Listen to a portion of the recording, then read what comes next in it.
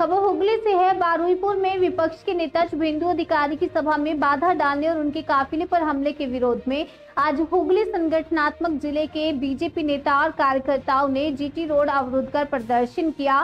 सुबह चुनचुड़ा में बीजेपी युवा, महिला और अन्य समर्थकों ने सड़क पर उतरकर विरोध प्रदर्शन किया। टायर जलाकर और नारेबाजी कर उन्होंने इस घटना की कड़ी निंदा की और राज्य के गृह मंत्री से आवाजाही की मांग की। बाद में भारी पुलिस बल मौके पर पहुंचा और प्रदर्शनकारियों को हटाकर जीटी रोड को फिर से खोल दिया। हुगली संगठनात्मक जिला बीजेपी के महासचिव सुरेश साव ने कहा कि विपक्षी नेता पर हुए निंदनीय हमले के विरोध में आज पूरे दिन प्रदर्शन जारी रहेगा।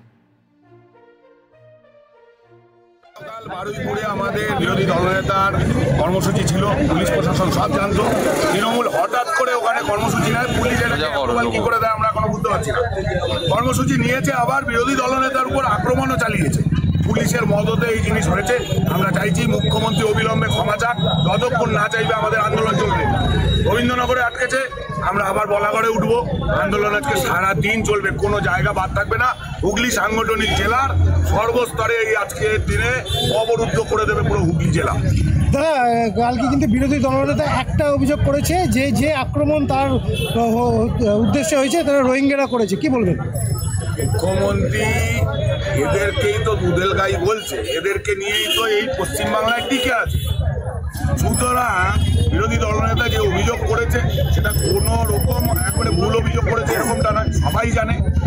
সুতরাং সেই জায়গায় দাঁড়িয়ে তার উপর যদি এই আক্রমণ হয়, তাকে যদি এখন মনে হয় যে জীবন সংশয় হয়ে যাচ্ছে, সে বলছে প্রকাশ্যে, সুতরাং আমাদের তো চলবে এই অবরোধ।